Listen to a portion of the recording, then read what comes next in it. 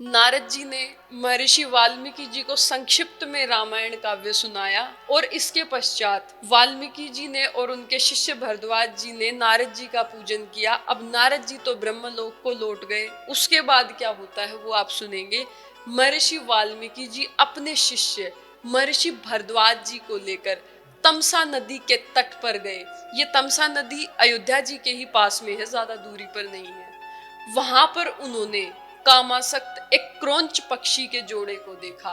उन अनपाई क्रोंच युगल की ध्वनि बड़ी ही मनोहर थी। वो क्रोंच पक्षी बड़े आराम से एक टहनी पर बैठे हुए थे और एक दूसरे के साथ रमण कर रहे थे।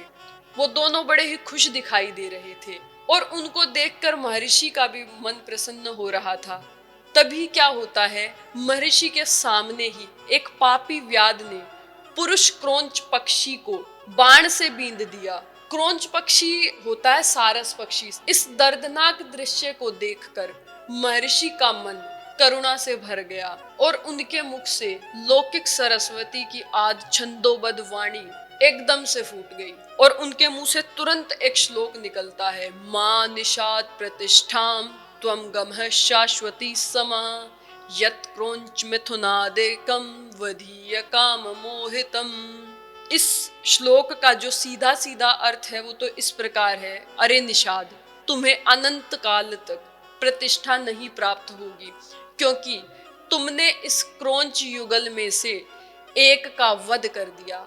अतृप्त जीव का वध करना घोर पाप है। लेकिन रामायण के जो व्याख्याकार हैं उन्होंने इस श्लोक की व्याख्या अनेक प्रकार से की है। जो साक्षात दिखता है वो तो इस श्लोक में ये दिखता है कि महर्षि ने बहेलिये को श्राप दिया है, किंतु गोविंदराज जी का कहना है ब्रह्मा जी की कृपा से महर्षि वाल्मीकि के मुख से निकला हुआ यह श्लोक केवल एक श्राप नहीं था, अपितु श्री भगवान का मंगलानुशासन स्वरूप भी है।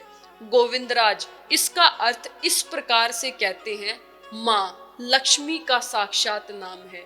उनके पति भगवान श्रीनिवास ही मां निषाद हैं, अर्थात हे लक्ष्मीपते, आप अनंत काल पर्यंत प्रतिष्ठा को प्राप्त करें, क्योंकि आपने रावण एवं मंदोदरी रूपी राक्षस युगल में से एक काम मोहित होकर सीता का अपहरण करने वाले रावण का वध किया है। रावण का वध करके आपने त्रिलोक्य की रक्षा की है, अतएव आप अनंत काल तक विजयी रहे।